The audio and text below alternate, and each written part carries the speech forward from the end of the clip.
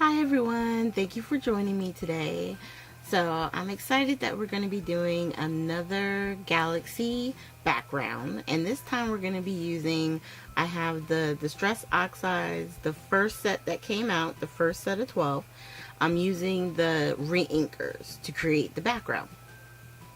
You could use the pads themselves, but you would have to basically, smoosh it down onto the same type of a palette that I'm using and then transfer the color that way. But if you have the re-inkers, all it takes really is a few drops and you can get the ink down onto your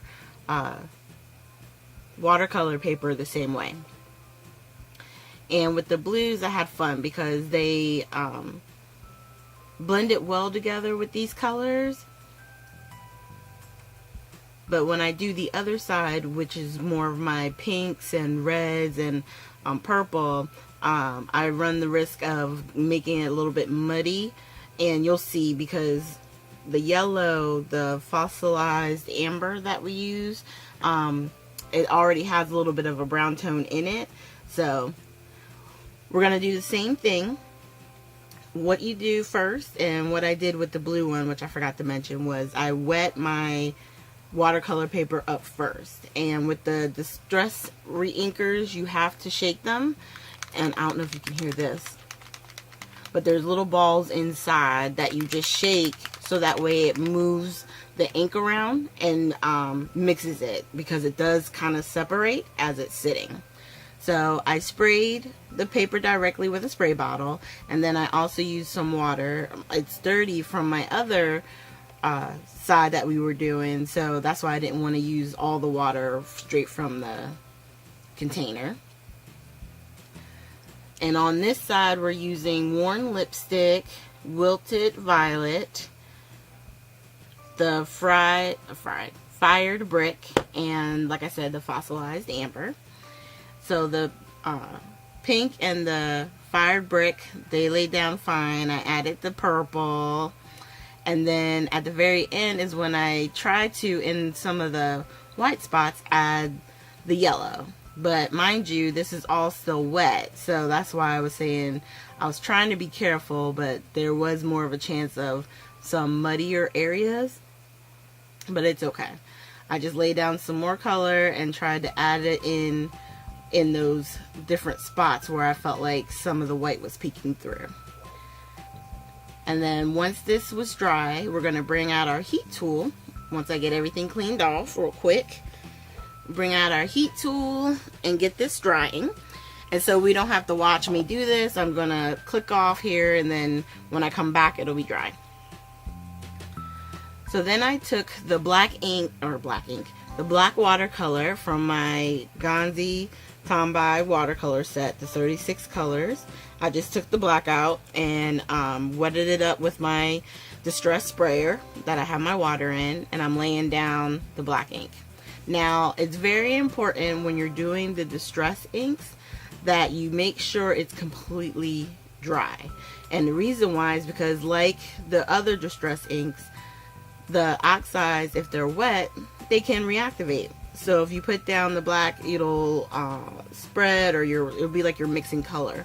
But with doing it this way, with it being dry, the watercolor, the black watercolor, as I dry it, you can still see some of that color peeking through. So once again, I bring out the heat tool. We're going to dry it off camera. As I come back here, I've got it in my splatter cubby, and I'm adding some of that opaque white, and that's what we're going to do our white stars with for our Galaxy. Now, I did the first one, got a lot of splatter. By the time I got to the second one, I just had to add a little bit more of the opaque white and some water, and then I went to town. I love splattering. I don't know what it is, but it is fun. Something about it. When I was done with that, I grabbed the Starry Night colors.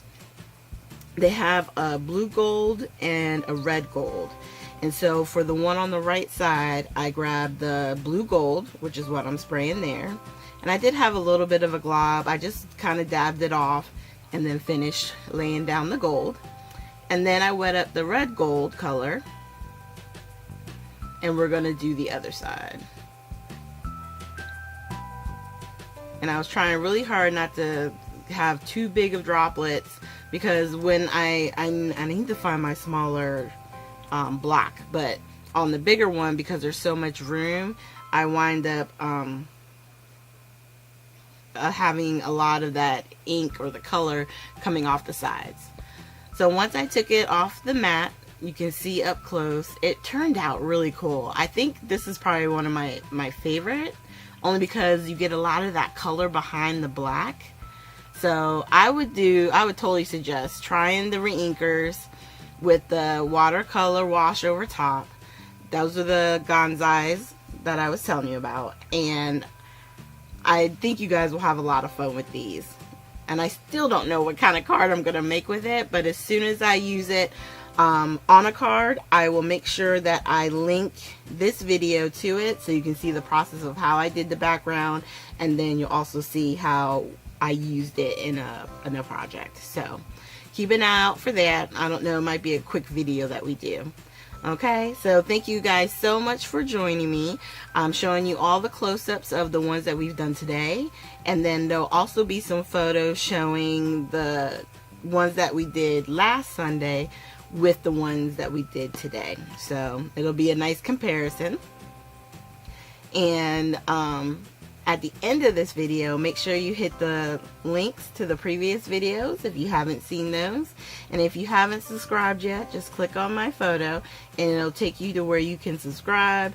Hit the little bell and you'll get alerts on whenever I upload new videos. Thank you guys so much, and I hope you have a great day.